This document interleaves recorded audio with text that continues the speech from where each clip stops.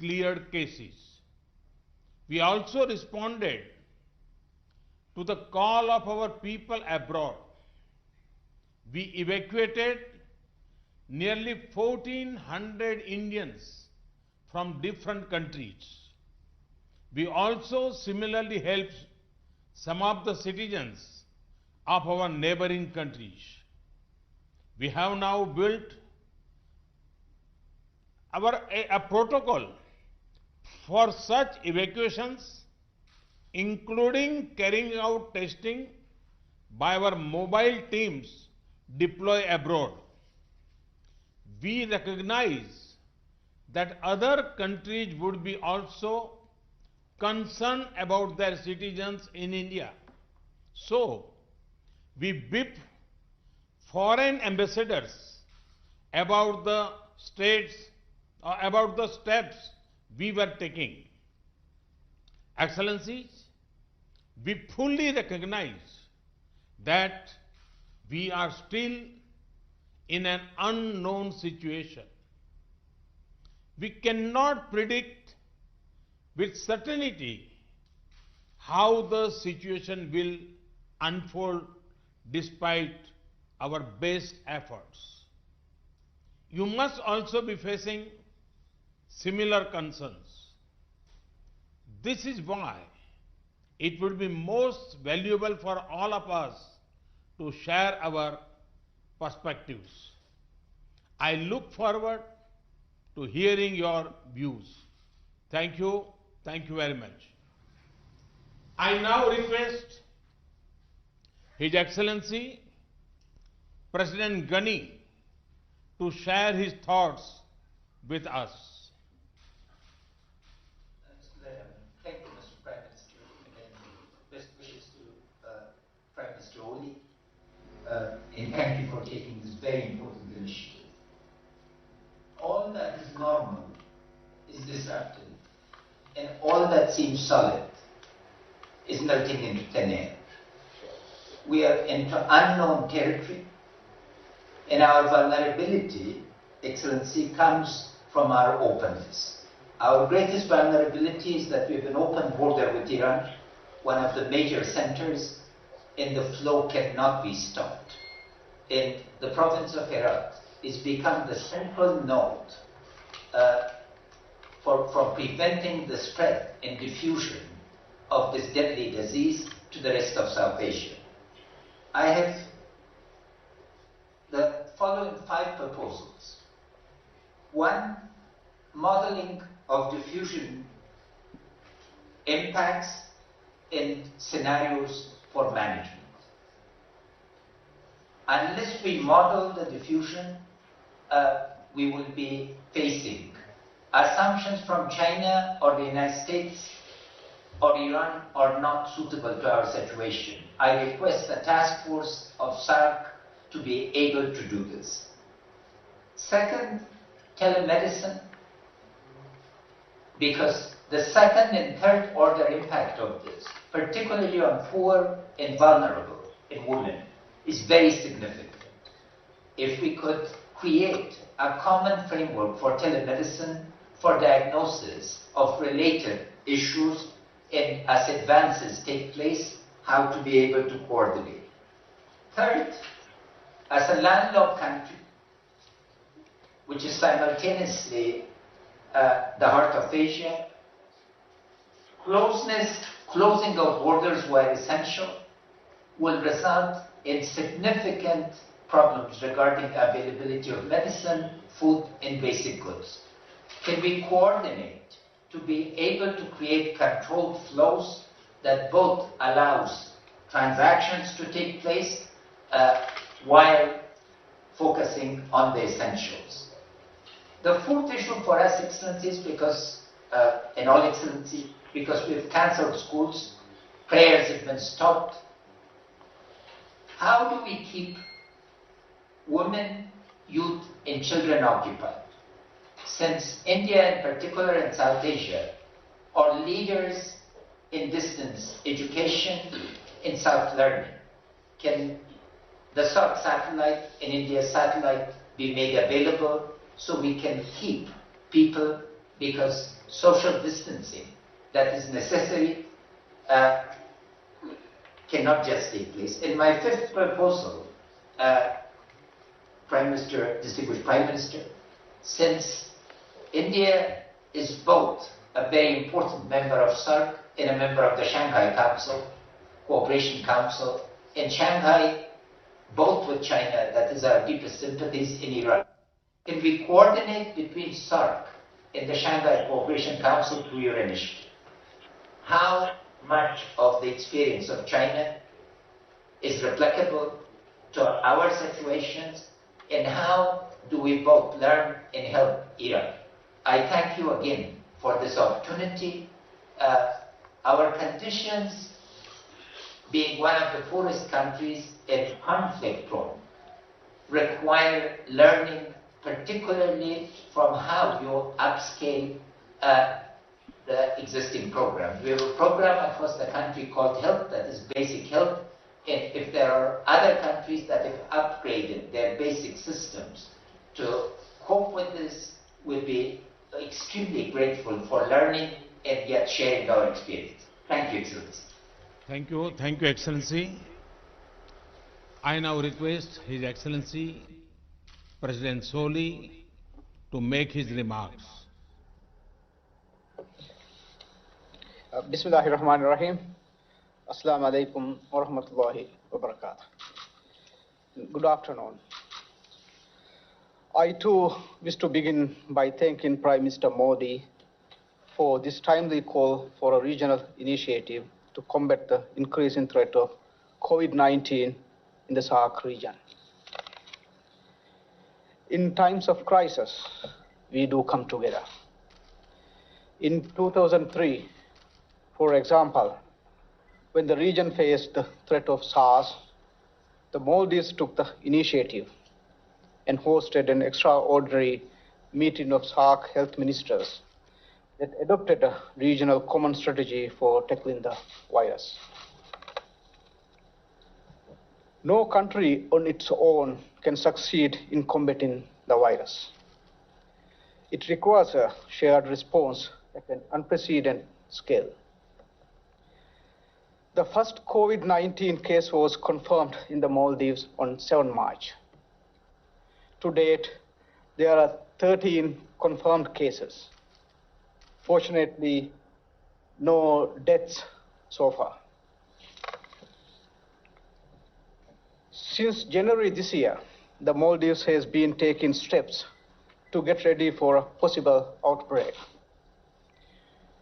We set in place standard operational procedures and facilities for treatment and quarantine in various islands.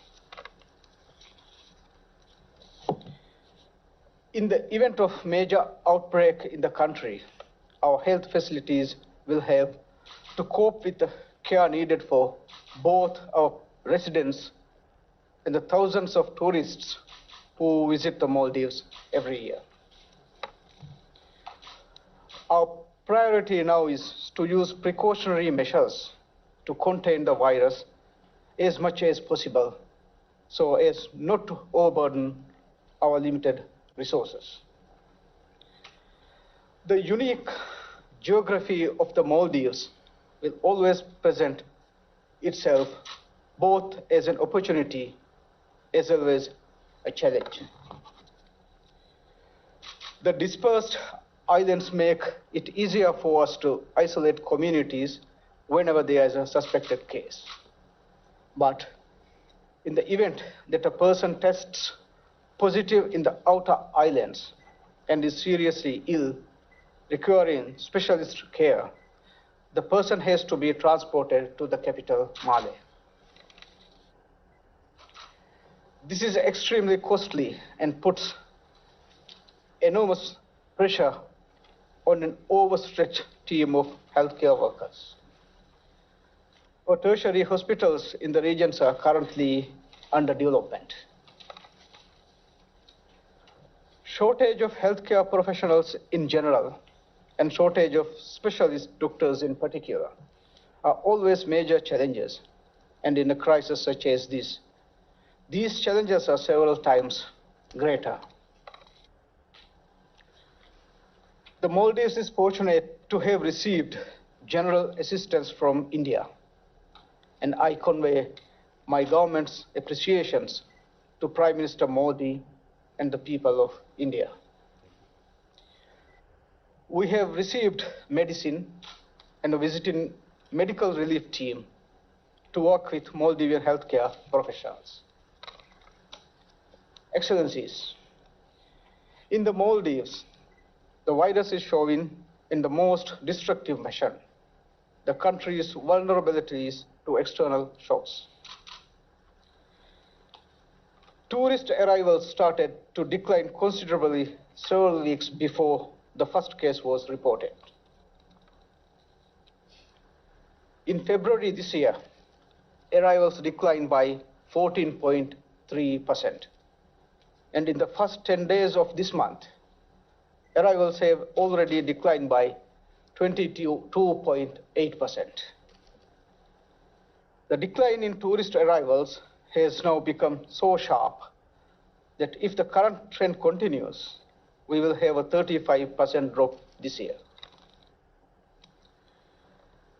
Any significant decline in tourist arrivals has a ripple effect on the Maldives economy.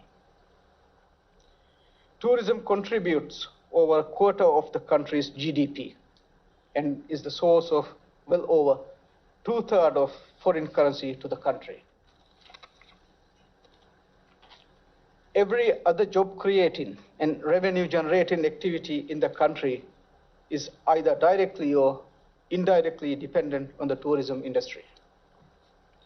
Our industry is also deeply linked to many businesses and supply chains within SAARC region who will feel the knock-on effects from the downturn in the Maldives. China and Italy are the most severely affected countries of the virus, and they are also the number 1 and number 3 source markets for Maldives tourists. Since the beginning of February, in the case of China, and March, in the case of Italy, arrivals from these 2 countries have been restricted. As a result of this decline, the Maldives is now facing a serious shortfall in foreign currency earning, estimated to be at $450 million. If the foreign currency shortfall continues, it will have a detrimental impact on the Maldives economy, which has an extremely high dependency on imports. The revenue and foreign currency shortfall are also seriously hampering the government's ability to respond to COVID-19 rapidly. The decline means serious shortage in total government revenue. Current estimates show that if tourist arrivals continue to decline, Maldives will be looking at a shortfall in government revenues between $135.9 million and $446.6 million this year. I am therefore in full agreement with Prime Minister Modi on the need to formulate a comprehensive regional strategy. Such a strategy should, we believe, comprise 3 key elements. First, we should create space for closer cooperation between the health emergency agencies to ensure that the countries in SAARC have unhindered exchanges of information about the virus and best practices. Second, there is a profound need to formulate an economic relief package targeted to the affected countries. Third, a comprehensive regional strategy to fight COVID-19 should include a long-term recovery plan for the region. I will be happy to speak further on these elements in the discussions. Thank you, Prime Minister Modi. Thank you, Excellency. Now I request His Excellency President Rajapaksa to share his thoughts.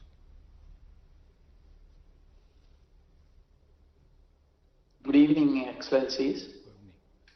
First, I must thank Honorable Prime Minister of India, Shri Narendra Modi, for initiating this video conference to share our experiences, our ideas, and best practices, and also to understand the challenges we face and further discuss what measures to be taken to combat this deadly coronavirus.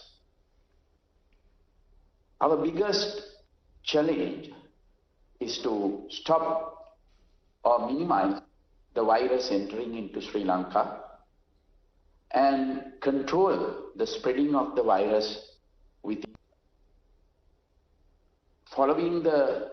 We did this following the guidelines and statistics relating to the spread of the virus issued by the World Health Program Organization. We have also taken steps because we have a large number of Sri Lankans working especially in Italy and South Korea. We cannot stop our Sri Lankans coming back to their home country. We have therefore taken all steps to subject those returning to Sri Lanka to a 14-day quarantine period in selected quarantine centers. As it is important to restrict social gatherings, we have advanced the usual April school holidays to commence from 11th March. Further, we have closed all universities and other educational institutes, also with the aim of minimizing social interaction. Our first case was reported in Sri Lanka was a Chinese lady tourist who since has been cured and already left Sri Lanka. The first Sri Lankan to be infected was a tour guide who had contracted the virus from a few Italian tourists who have already left the country.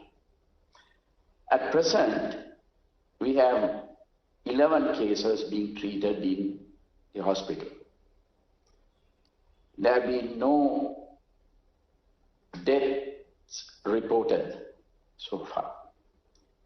We have a specialized infectious diseases hospital, IDH, close to the city Colombo, with intensive care facilities. This hospital has successfully treated even the first case reported. In all other hospitals designated to treat any suspected cases or coronavirus cases, proper personal protective equipment is used. We have also requested those who show flu symptoms to seek urgent medical attention and also self-quarantine themselves.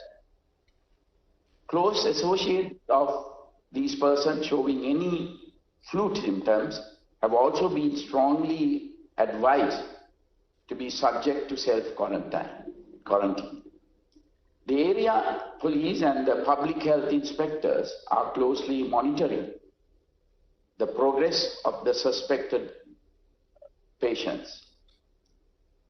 Public health inspectors undertake daily visits to check on these persons who are self-quarantined. We have also established a national task force comprising all major stakeholders with the power and authority to take crucial decisions have been set up and meet on daily basis with close and constant monitoring of all aspects relating to the spread of this deadly virus. A 24/7 office with hotlines has been established to coordinate all activities related to battling the spread of the virus, quarantine and testing and treatment of suspected and confirmed cases.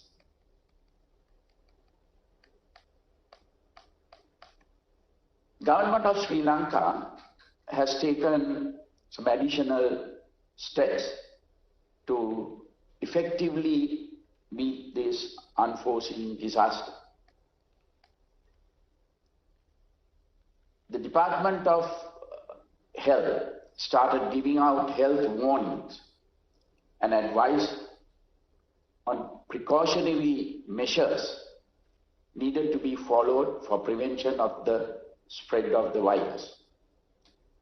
This is done through mass media, presidential media division, press briefings, press bulletins, etc. General public were educated not to go for panic buying of face masks, hand sanitizers, etc. This was quite effective.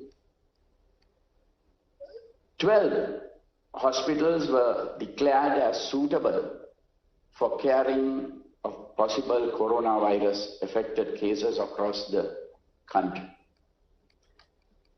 Managing of stocks of personal protective equipment such as masks, gloves, sanitizers and other medical items required for treatment of patients also started. Since the high risk area for the coronavirus was the city of Wuhan in Hubei province in China, there was a requirement to evacuate 34 Sri Lankan students and their families back to Sri Lanka. This was done by the national carrier Sri Lanka Airlines, which flew from Colombo to Wuhan and back to Colombo with all 34 passengers. These 34 students on arrival were immediately quarantined by the Sri Lanka Air Force before they were taken to a military facility in the Central Hills for quarantine for 14 days under the supervision of the Army medical team. None of them contracted the virus and all were sent home on completion of the 14 days quarantine period. At the same time, another 750 Sri Lankans were studying in various universities in different provinces of China and the government facilities. They were returned back to Sri Lanka. These students were instructed to be in self-quarantine for 14 days under the supervision and monitoring by local health authorities. As you know, probably that our parliament has been dissolved on 2nd March and the general elections will be held on 25th April. So the nominations are being accepted from 12th March up to 19th March. Therefore, we had to take precautions to discourage large meetings, large gatherings, but the elections will be held as planned. When the World Health Organization, WHO, declared COVID-19 as pandemic and indicated that fundamental public health interventions can still limit the spread of the virus and drive down cases even where it was transmitting widely. Advisories were issued for travelers and precautionary measures were taken by limiting travel overseas of Sri Lankans unless it is essential to do so. Almost all major sporting events, international conferences, meetings, large gatherings have been postponed or cancelled. All schools, universities and other educational establishments, including preschools throughout the country, has been closed for particular periods ranging from 2 weeks to 6 weeks.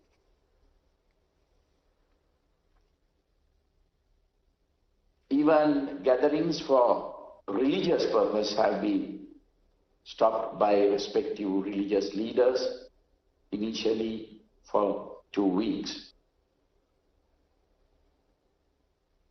Also, issuance of on-arrival visas has been suspended for all countries. Travel advisories sent to airlines not to uplift passengers from several countries, mostly from EU countries. Travel advisories also sent that any passenger coming from countries which we have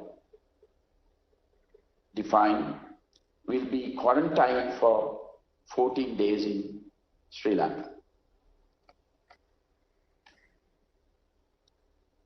Sanitizing of public transport also commenced from 2 days back. So because of these reasons, our economy has taken a severe blow due to the coronavirus, particularly in tourism. Most of our tourists are from Italy, Germany and other EU countries.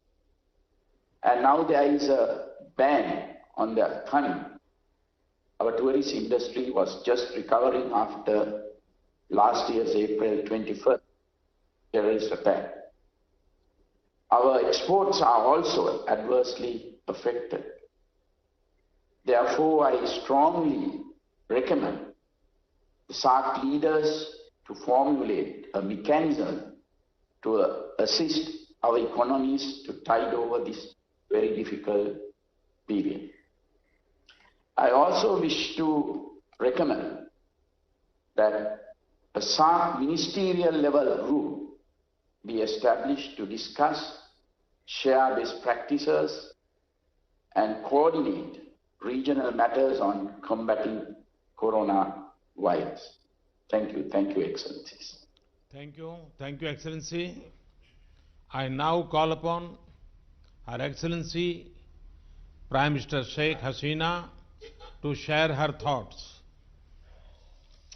Thank you very much. Good afternoon to all the SAARC leaders.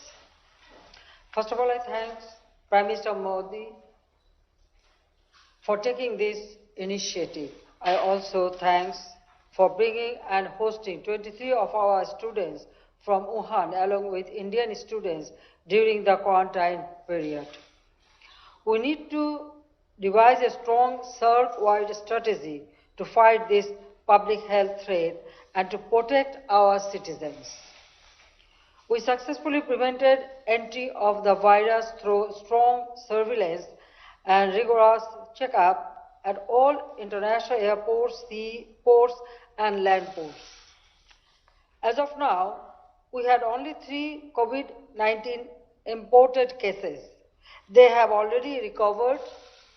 There are 2 new imported cases from Europe. We have no local or community transmission of any COVID-19 case. We have set up a national committee to provide guidance to concerned people from all ministries at all levels. We have also undertaken massive awareness raising campaigns everywhere in Bangladesh through all available medias, including social media. My party workers at all levels are active in awareness raising. Local body representatives are vigilant to enforce home quarantine if necessary. We have kept 4 newly built hospitals, including the Kuwait Modri Hospital in Dhaka, dedicated to exclusively deal with COVID-19 patients. In addition, there is one more hospital in Rajshahi to exclusively handle COVID-19 patients. We have also earmarked separate beds in every hospital in all districts to treat COVID-19 patients. A few vacant buildings have been identified where makeshift hospitals can be established in case there is any such need. We also have trained health workers at Upazila levels. School children are also being trained to follow necessary personal hygiene. We have stockpiles of testing kits, infrared thermometers, isolation gowns, and masks.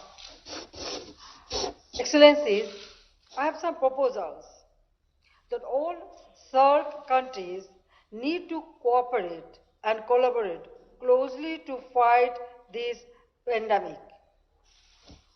We need to force collaboration through our collective capacity, expertise, and resources. We are ready to share our capacity and expertise as well as the best practice with the SAARC countries, including providing logistic support if required. To continue this dialogue at technical level, our health ministers, health secretaries, and relevant health experts can also have this kind of video conferences to discuss specific areas of cooperation. WHO Southeast Asia Regional Director may be invited to these video conferences. We believe it is extremely important to establish an institution to prevent and fight against any public health threats in South Asian region in future. In our SAARC charter, it is already there about the healthcare. So we can work together for future, and in future any problem arise, we can work together and we can exchange or share our experience. And Bangladesh will be happy to host such institution if you all kindly agree. Excellency, I really thank you very much, especially Prime Minister Modi, to take the initiative, and also I appreciate that after a long time all the SAARC leaders get together. So it's a very crucial time for all of us. So we have to think about our people's goodwill. So I hope that this will show a new dimension or path to help our peoples of all our country and all the region. Thank you very much. Thank you, Excellency. I now request His Excellency Prime Minister Oli to make his remarks.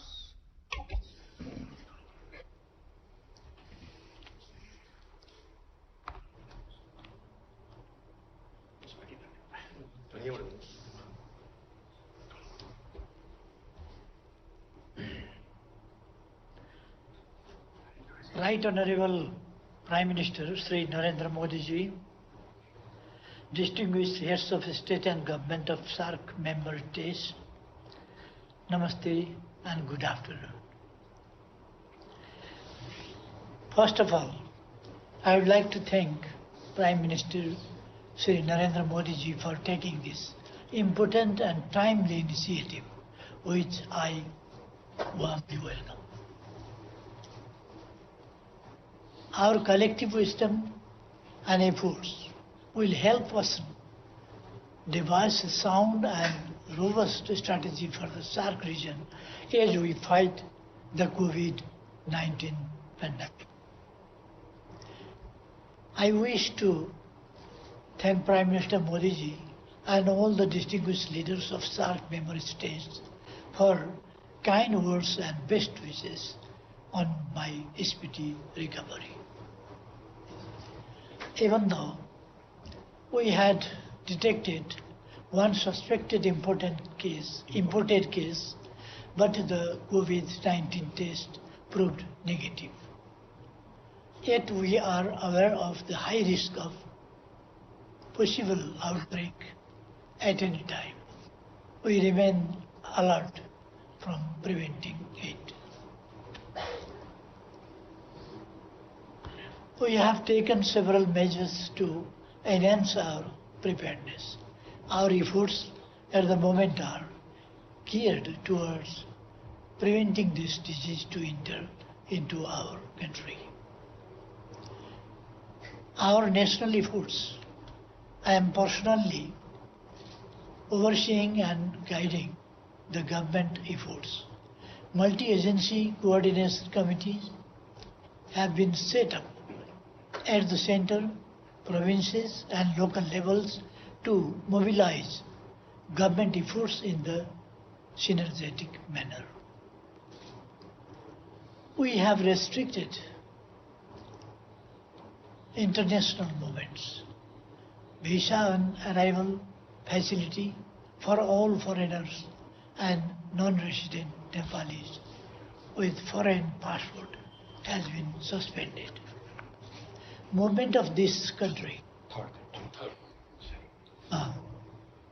movement of third country nationals via land routes has been suspended. Swab test PRC health certificate is made mandatory to obtain visa from Nepali missions abroad for essential travels to Nepal. We have suspended issuance of work permit for Nepali nationals for overseas employment. International passengers are required to go through the screening process at the health desk at the international airport. There are provisions for self-quarantine for certain categories of travelers. We are strengthening quarantine facilities in all provinces, hospitals, and arranged isolation wards and intensive wards for treatment. We are enhancing capacity of hospitals. Health workers are being provided with personal protective equipment and necessary incentives to motivate them. All the permits for mountaineering expedition for spring 2020 have been suspended and all major international conferences have been postponed.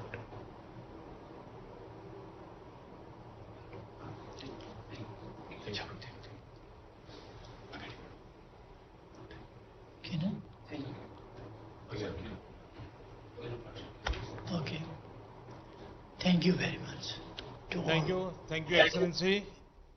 Now I call upon His Excellency Prime Minister Dr. Lote Shering, who is an experienced surgeon. Prime Minister Shering, we are all keen to hear you. Please.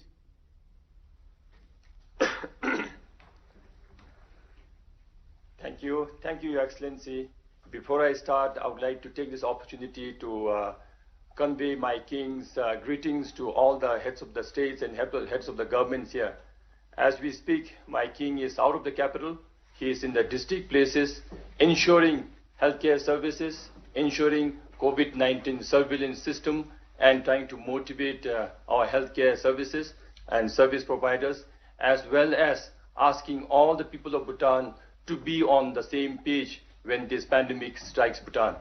So with this, I also would like to take this opportunity to express my King's greetings and greetings of all of us to Prime Minister Oli for his speedy recovery. And similarly, we also would like to wish Prime Minister Hasina for her father's 100th birthday celebration in few days. So with this, I would like to thank Prime Minister Modi for your excellent leadership to bring all of us together, because togetherness is required at all times. But when the whole world is fighting one common disease that we cannot see with our naked eyes, I think it's very important that all of us come together and leave behind our differences. And number two, I think it is very important that we communicate very clearly on this. Communicate between all the leaders of the world, communicate between central government with local government, communicate with the health planners and the people of the nations. So I think this is very timely, and I would like to thank Prime Minister Modi ji for your excellent leadership on this. To tell my colleagues on the experience of Bhutan on the lone COVID-19 positive that we had, it was the 5th of this month, last 5th of March evening, we had one lone imported case, a Bhutan lover, a Bhutan visitor who wanted to visit Bhutan, came to Bhutan, and then on the 3rd day of his visit, he showed some very abnormal signs, symptoms, and then on suspicion, we found out that he was COVID-19 positive by evening. Yet we wanted to confirm it, and the confirmatory test came just before midnight, around 11:30 p.m. By then, our health officials had all gathered in the ministry. Even my king also came to the ministry, and we all started because we knew that we had the first confirmed positive case. So throughout the night, we worked very hard. Our surveillance system that was already in place was initiated, activated overnight, and starting midnight till 7 a.m. the coming morning, that is 6th of March, we managed to trace the whole path of the first positive case. We managed to identify all the 48 primary contacts. We managed to send all the contact tracers and surveillance team to their respective places and inform them of the importance of house quarantine that first morning. And then as the day unfolded, we managed to pull them out and bring them to the formally identified quarantine facilities. So over 78 hours, we managed to identify all 48 primary contacts from 3 different parts of the country wherever our tourists had visited. And we also managed to initiate the medical team that we had identified to treat in case if he had a positive case. And then he was isolated and treatment started. And it all happened because our health ministry under Minister Dishen's leadership, everything was planned beforehand. And then our king was also awake the whole night trying to coordinate the whole thing and bring all the primary contacts together. So we do not wish to have positive cases in any countries, but to have a positive case in this manner and to be able to identify all the primary contacts and isolate them, I thought was a huge success that we brought in. Then starting from there, we managed to treat him, take care of him very, very well. And his family wanted the patient back home. So he was successfully air evacuated day before yesterday, and he reached his hometown last night actually. So we wish him a speedy recovery. All the people of Bhutan send our sincere prayers for his speedy recovery. But the fact is, since as we all know and as all the heads of the country shared here, this is an uphill task because we really don't see our enemy. This pandemic that is challenging all of us do not follow geographical boundaries. That's why, as I said, it's very important for all of us to be on the same page. And as we all know that it affects the elderly people, and it affects more people with comorbid conditions. So similarly, the aftermath of this disease will also affect the smaller and vulnerable economies more hardly than the better ones. So we are equally concerned that as we fight and as we try to contain this disease, we are also concerned about the economic outcomes of this disease. So therefore, I would like to support all the proposals that were made before me, and also to be very, very sure that we all will share our limited resources that we have, share the technologies that we have, and also to have frequent such meetings so that with the changes in time and with the changes of the demand of this pandemic, we also come and regroup ourselves. And I also would like to propose that we must have a similar cooperation in economic get up on this issue, because all the smaller economies are disproportionately hit. So with this, I'm sure my other colleagues will have a lot of points to share, and I also would like to contribute as the discussion goes on. So as of now, I would like to thank all the heads of the states and heads of the countries and governments, as well as Prime Minister Modi, for your initiative. Thank you very much. Thank you, Excellency. Now I call upon His Excellency Dr. Jafar Mirza, who also has medical experience, to share his thoughts.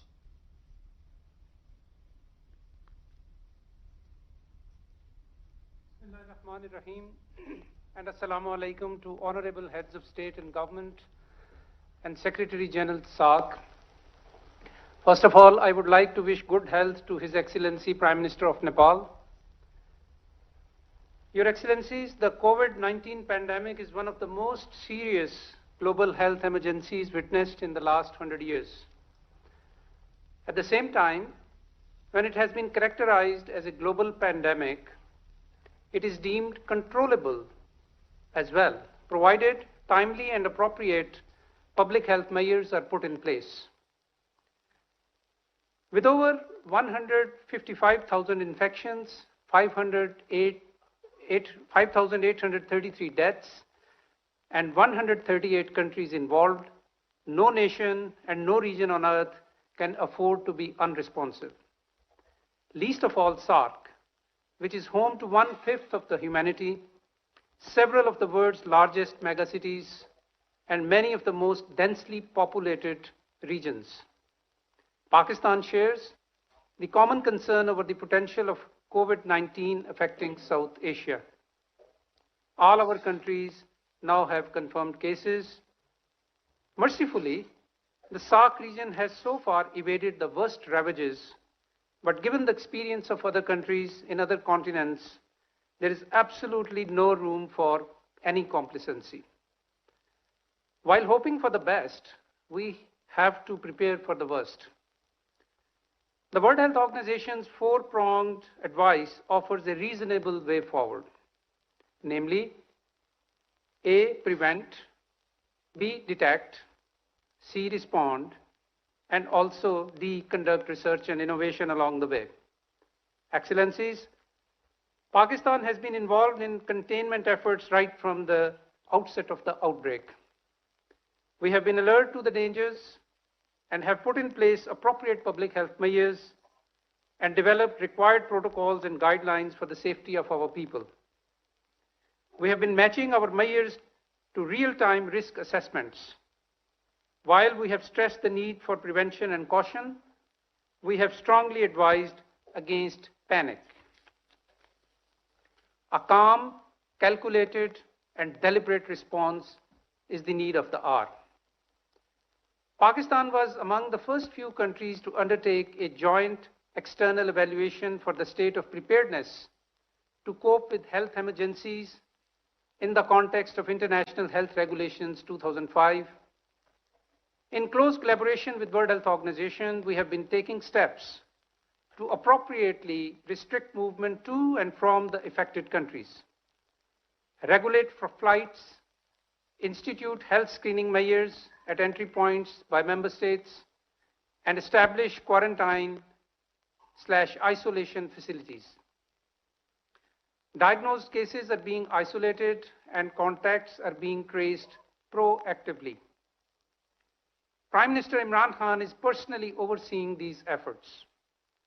Resultantly, Pakistan has managed so far to keep the cases to a relative minimum, an achievement that WHO has recently recognized as a good practice and has commended it. National Security Committee recently convened for the first time on a national health issue, chaired by the Prime Minister Imran Khan, and has decided to take major steps to contain the spread of COVID-19. The four pillars of our response strategy include: 1, governance and financing; 2, prevention; 3, mitigation; and D, 4. Communication. We have decided inter alia, 1, to close all our educational institutions for 3 weeks, close the entire western border for 2 weeks, restrict international flights to 3 airports only, and to ban all large public gatherings, and reinforce screening and administrative measures at the seaports and at the ground crossings. The situation is being monitored closely, and appropriate measures are being taken through a systematic consultative review process. The National Disaster Management Authority has been mandated to lead the interagency effort, and command and control centers have been established at the federal and provincial levels. Effective coordination and surveillance at all levels is critically important. Excellencies, the COVID-19 pandemic forces us to think not in terms of nations and states, but as a collective. If our health systems, disease surveillance systems, and preventive measures are unable to cope, the human and economic cost alone can be staggering. The cumulative impact will dampen region-wide growth prospects and negatively affect the national development agendas. At their current stages of development, the SAARC members can ill afford such a setback. The unprecedented challenge therefore warrants an unprecedented response. We must recognize that the national and local responses still remain the key, and they are the most critical. It is equally important to pursue, however, evidence and science-based responses. Stigmatization and stereotyping is counterproductive. The SAARC Secretariat is best placed to coordinate regional endeavors.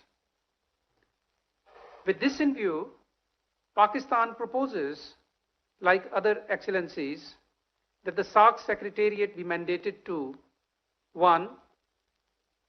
Establish a working group of respective national authorities for health information and data exchange, as well as coordination for responses in real time.